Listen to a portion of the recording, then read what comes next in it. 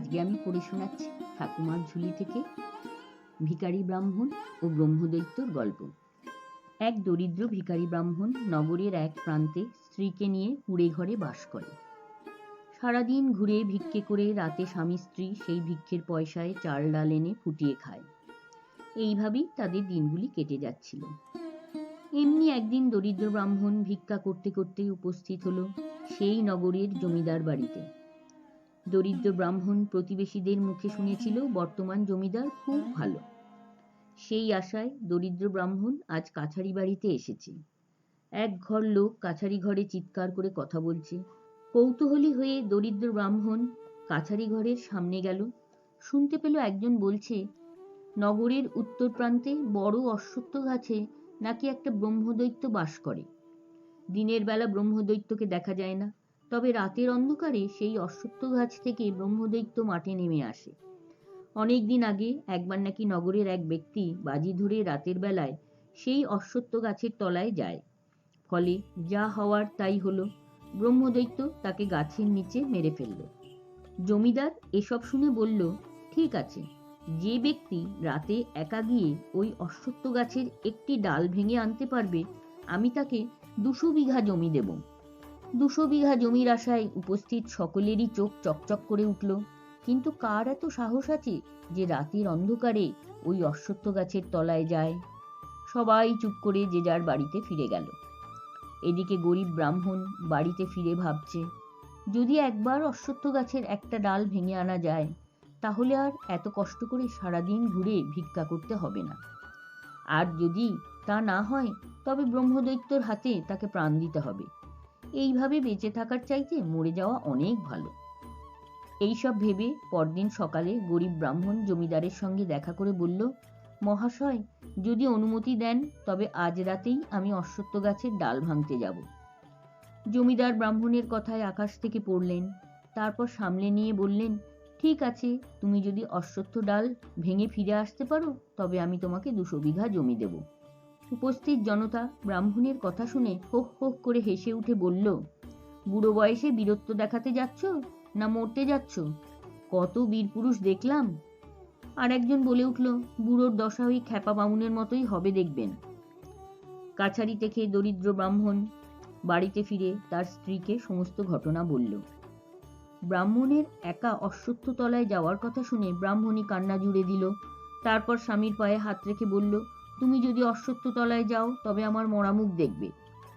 ব্রাহ্মণীর কথায় ব্রাহ্মণ একটু বিচলিত হয়েছিল বটে, কিন্তু তাই বলে তার পরিকল্পনা থেকে সরে দাঁড়ানো না। গভীর রাতে যখন ব্রাহ্মণী গভীর নিদ্রায় মগ্ন, তখন সন্তর্পণে ব্রাহ্মণ কুঁড়ে ঘরের বাইরে বেরিয়ে এলো। তারপর ঈশ্বরের নাম নিয়ে অশ্বত্থ তলার উদ্দেশ্যে হাঁটতে লাগলো।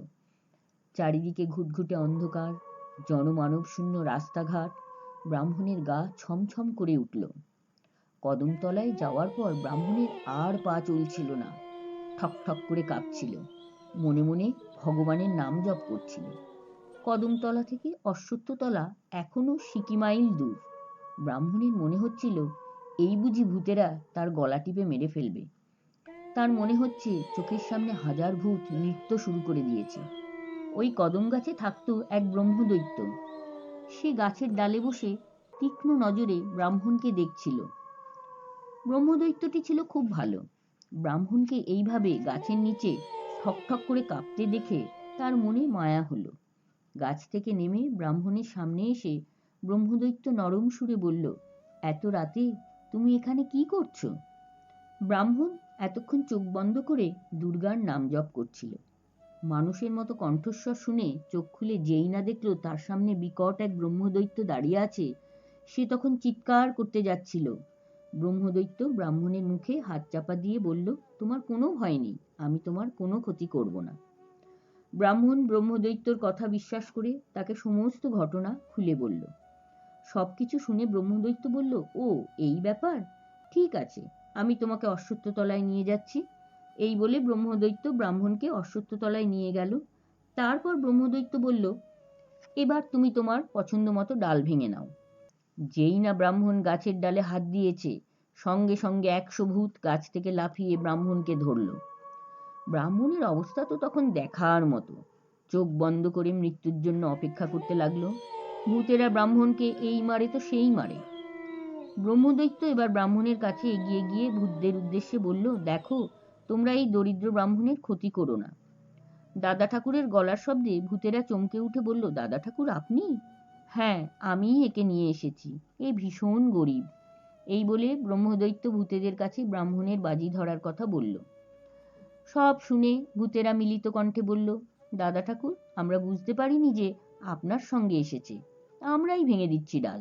এই বলে ভূতেরা অনেকগুলো ডাল ভেঙে ব্রাহ্মণের হাতে দিল। ব্রাহ্মণ খুশি হয়ে অশ্বত্থ ডালগুলো নিয়ে সেই রাতেই উপস্থিত হলো জমিদারবাবুর বাড়িতে। রাত তখন প্রায় শেষ প্রহর। জমিদারবাবু নাক ডেকে ঘুমুচ্ছিলেন। ব্রাহ্মণের চিৎকারে জমিদারবাবুর ঘুম ভেঙে গেল। বাইরে বেরিয়ে ব্রাহ্মণকে ডাল কাঁধে দাঁড়িয়ে থাকতে দেখে বিরক্ত হয়ে বললেন, কি ব্যাপার, এত রাতে চিৎকার করছো কেন? ব্রাহ্মণ বিগলিত স্বরে বলল, জমিদারবাবু, আমি আমার কথা রেখেছি, এই সেই অশ্বত্থ ডাল। জমিদারবাবুর চক্ষু ছানা বড়া হয়ে গেল। আকাশ পরিষ্কার হওয়ার সঙ্গে সঙ্গে জমিদার লোক লস্কর নিয়ে উপস্থিত হলেন সেই অশ্বত্থ তলায়। সত্যি সত্যিই দেখলেন বৃদ্ধ ব্রাহ্মণের কাঁধের ডালগুলো এই অশ্বত্থ গাছেরই ডাল। জমিদার বাবু ব্রাহ্মণের সাহসের প্রশংসা করতে লাগলেন। বললেন, হে দরিদ্র ব্রাহ্মণ, আজ থেকে জানলাম আমার এই নগরের সেরা সাহসী ব্যক্তি তুমি। আমার প্রতিশ্রুতি মতো তোমাকে 200 বিঘা জমি উপহার দিলাম। ব্রাহ্মণ খুশি হয়ে 200 বিঘা জমি দেখতে গিয়ে দেখল জমিতে ধান সব পেকে গেছে, সোনালি আলোয় চারদিক ঝলমল করছে। কিন্তু এত ধান কাটার পয়সা দরিদ্র ব্রাহ্মণ পাবে কোথায়? ধান ক্ষেতের পাশে বসে গালে হাত দিয়ে ভাবতে লাগলো। মনে পড়ে গেল সেই ব্রহ্মদৈত্যর কথা। সেদিন সন্ধেবেলা আবার উপস্থিত হলো বকুলতলায়। ব্রহ্মদৈত্য বকুল গাছ থেকে নেমে এসে বলল, কি হে ব্রাহ্মণ, আবার কি বাজি ধরেছ? কৃতজ্ঞ চিত্তে দরিদ্র ব্রাহ্মণ বলল, আপনার জন্য আমি 200 বিঘা জমির মালিক হয়েছি ঠিকই, তবে ওই জমিতে সব ধান পেকে গেছে। সেই ধান তোলার মতো আর্থিক ক্ষমতা আমার নেই, তাই আপনার শরণাপন্ন হলাম। ব্রহ্মদৈত্য বলল, এই ব্যাপার, তার জন্য এত ভাবনা কিসের? তুমি আজ রাতে 100 কাস্তে এই গাছের নিচে রেখে যাও। আগামীকাল ভোরে ঘুম থেকে উঠেই দেখতে পাবে তোমার বাড়ির চারদিকে গোলা ভর্তি ধান রাখা আছে। সেদিন রাতেই ব্রাহ্মণ বাড়ি বাড়ি ঘুরে কাস্তে জোগাড় করলো।